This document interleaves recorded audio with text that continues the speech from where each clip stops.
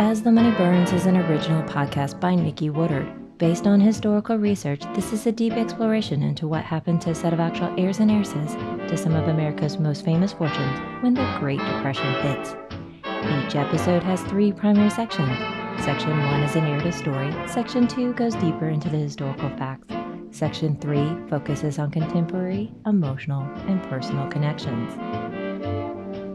This is the 2-year anniversary recap and teaser of future storylines.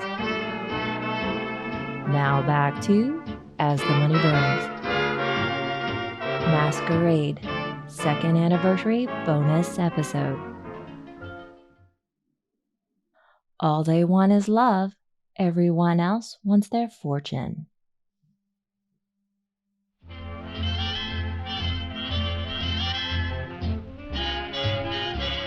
Section 1, Story.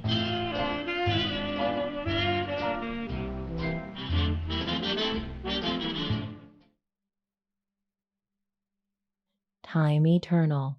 Any place, any era, the same scenario repeatedly occurs. The interchangeable players performing the same roles to the same results, again and again and again. A young girl sits in front of a large vanity, engaged in the game of dress-up. She preps like going to a ball. As she twists her hair up in elaborate do, her locks change colors and textures. She paints her face, and with each stroke, her features shift and change until she grows older and into a different person. She stands up, growing taller, and her figure matures as she puts on an intricate and elaborate gown. In the mirror, she looks beautiful. A former ugly duckling is now a swan. Then her delicate hands pick up an ornate porcelain face mask and puts it on, transforming her once again into someone unrecognizable. Outside a palatial estate, a crowd gathers in excitement and anticipation. The onlookers hope to glimpse and guess at the elite in their elaborate costumes. The brilliance temporarily distracts the outsiders from their hunger and exclusion. Inside, gilded edges reflect the light around a large, magnificent ballroom. Everything is sumptuous, from the extravagantly painted ceiling above to the fancy trimmings throughout. Yet the real decor comes from all the guests, each in a flamboyant costume and an ornate mask. Some masks are happy, some are sad, and others are downright frightening. Familiar signature sparkling jewels might be the only hint of those underneath. The Hope diamond is never mistaken for another. Other illustrious gems dangle and harken connections back to centuries before. A young gentleman asks the young lady to dance. She is at first nervous until he slips his mask down far enough to reveal his true identity. Her face lights up as he takes her hand. A quadrille forces them to line up and switch off partner after partner, returning back ever so many turns. Since everyone is wearing a mask, it is hard to determine who is who. Crushes and rivals are equally hidden and undetermined. Hands touch with familiarity and trepidation. Faces shift and change with every turn and spin, a tinge of excitement at the unknown safely hidden behind the mask. True feelings and motives concealed for the time being. Outside, the crowd has become larger. The glow from the windows attracts them like moths to a flame. The crowd grows restless in the cold from hunger, fury igniting in each of them as they imagine a world forbidden to them. The part of the evening comes when people are allowed to remove their disguises, to the delight and laughter of many, while for others a slight horror and disappointment. A potential flirtation burgeons to possible romance when pleasantly surprised. Hopes dashed at the reveal is undesirable. Even unintended deceit comes with regret and mortification. The ornate costume masks are gone, but the real mask remain. The dancing and merriment continue, only now the real games begin. Targets are refocused and a shuffle of partners begin. Once popular under disguise are discarded as the coveted become more prized. Tactics recalibrated. Veneers of carefree joviality hide calculating agendas. Faces flicker in the candlelight, hinting at the motives underneath. Jealousy, greed, envy, lust present then conceal in shadows and light. Large feigned smiles, The gentleman dances once again with his targeted young beauty. The string of pearls around her neck slip into his grip. He smiles widely, thinking of breaking her neck with a quick twist. The fervor inside and out grows as the darkness of night consumes. The greed and envy burn bright. Kind and happy faces fill with coldness and anger.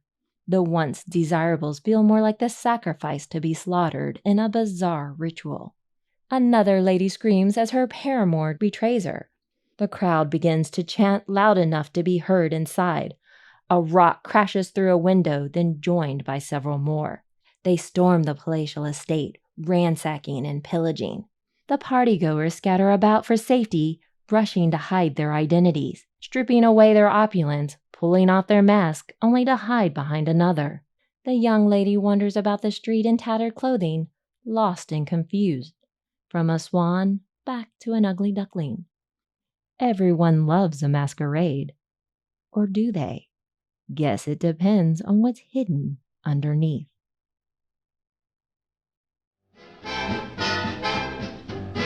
Section 2, History and Historiography.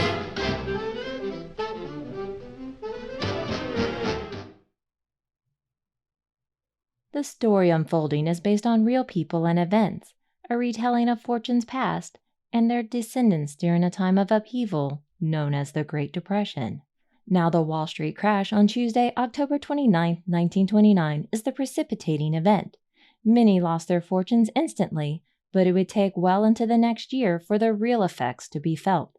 Many expected an immediate reversal back into good fortune, but well over a year later, the bank failures began in the summer of 1930, then grew significantly by October and November, and the worst is yet to come. The fall bank failures in Tennessee, North Carolina, Arkansas, Ohio, and Kentucky are tied to the Caldwell & Company. But bank failures are happening worldwide, including Portugal and Cuba.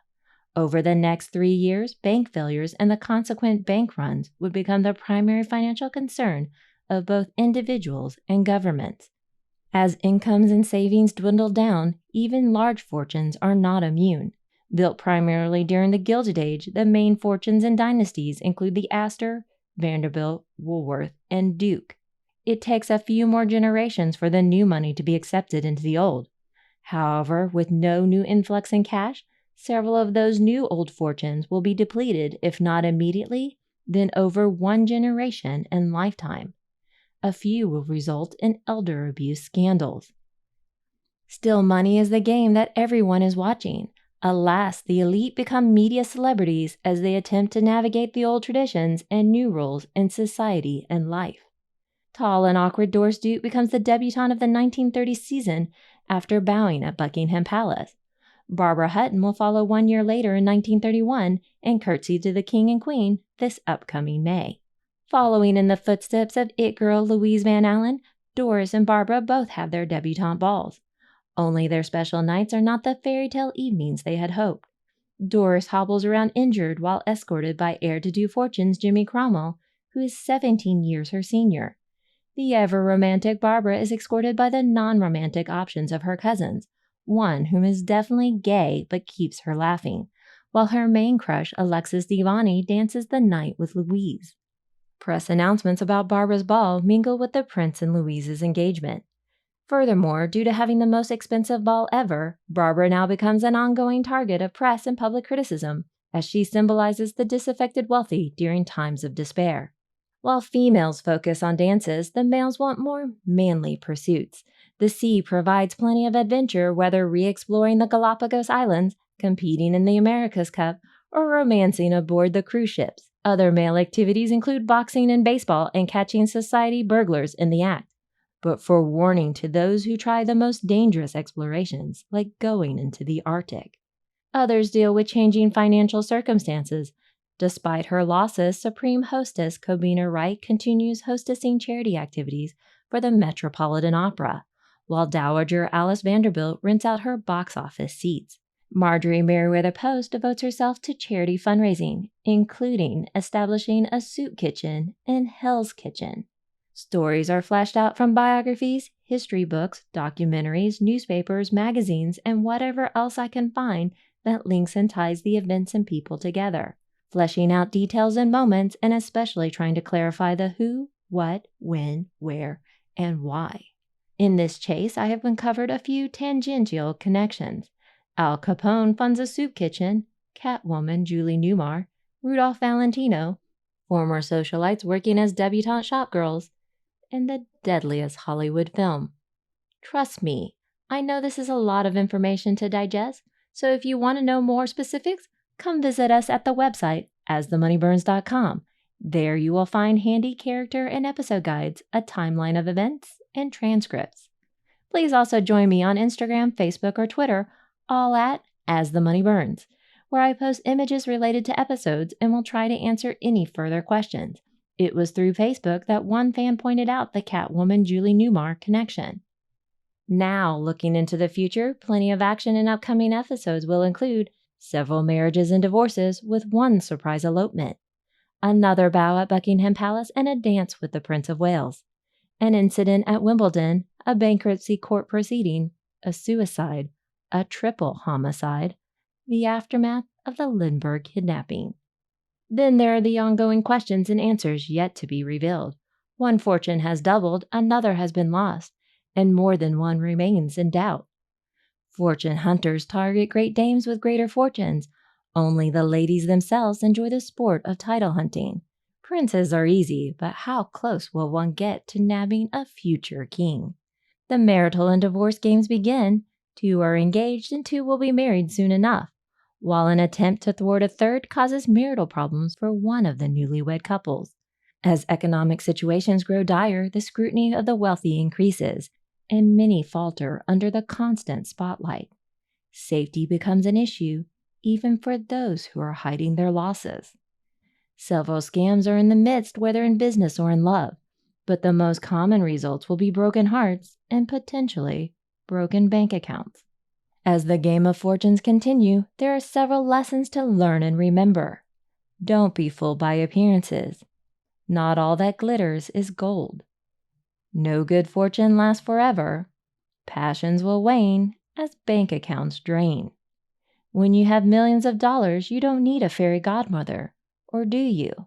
Our heirs and heiresses better prepare for the bumpy rides ahead.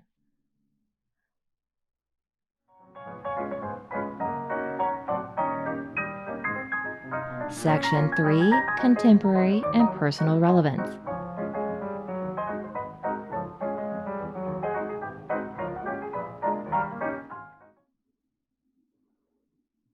Oh, how time can go by so quickly. 2 years ago, life for everyone around the world turned upside down and outside in. A drastic, sudden, nearly irrevocable period of seclusion, isolation, and social distancing became the norm and stayed way too long. We are now coming out of that en masse, and it is going to take a lot of adjusting. There's a new term for those experiencing this transition out of the mask mandates: mask fishing. A play on the term catfishing, but this is in relation to how the mask mandate covered up people's self-conscious appearance issues, especially the hyper-anxiety of teens with acne, teeth, skin, scars, or whatever else. Now collectively, we must all venture back and interact again. Social graces will once again be reestablished with modifications, as well as rusty social skills will need to be exercised and relearned. The recent television series Gilded and Bridgerton and the upcoming Downton Abbey movie reminds us of the fun and delight it can be watching stories set in another era. And the more current subjects following fraud and scams like Tinder Swindler, Inventing Anna, and Bad Vegan indicate the constant need to be vigilant about those who will do anything to live a better lifestyle. We learn about their trickery and deceit in hindsight, but the question really is, can you spot a fake before you have a problem? You might be able to avoid one pitfall, but when the ground before you is a field of landmines, would you be able to pass through it unscathed? Such are the tales I am telling. A top-down precursory look would be too neat and self-congratulatory to learn their lessons. Plus the art, the con, the deception, and the story are all in the details. I hope you enjoy and continue the journey with us. I want to highlight one of the most consistently and universally praised part of the podcast has been the music selections. The archival music is provided by Past Perfect Vintage Music, digitally remastered original music recorded in the 1920s, 1930s, and 1940s. Past Perfect has a most wonderful collection across multiple albums and has been featured in films such as The King's Speech. No doubt actual royal fans enjoy it too. The main theme song for this podcast is My Heart Belongs to Daddy by Billy Cotton, and other pieces include works from Benny Carter, Carol Gibbons, Savoy Orpheans, Roy Fox, Al Bowley, to only name a few. For more on their collection and albums, please visit their website at www.pastperfect.com. There are plenty of scandals, love triangles, scams, betrayal, lust, greed, and envy coming up on As the Money Burns. So don't miss out. Until then. As the Money Burns is an original podcast written, produced, and voiced by Nikki Woodard, based on historical research. Archival music has been provided by Past Perfect Vintage Music. Check out their website at www.pastperfect.com. Please come visit us at As the Money Burns via GoodPods, Twitter, Facebook, or Instagram. Transcripts, timeline, episode guide, and character bios are available at asthemoneyburns.com.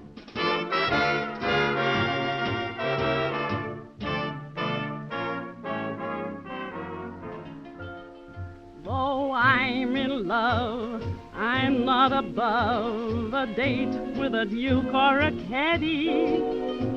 But that's a pose, for my baby knows that my heart belongs to Daddy. When some good scout invites me out to dine on some fine Finnan headies, my baby's sure his love is secure, 'cause my heart belongs to Daddy. Yes, my heart belongs to Daddy, so I simply couldn't be bad. Yes, I'm gonna marry Daddy. Da da da da da da da da da. If you feel romantic, laddie, let me warn you right from the start that my heart belongs to Daddy, and my daddy belongs to my heart.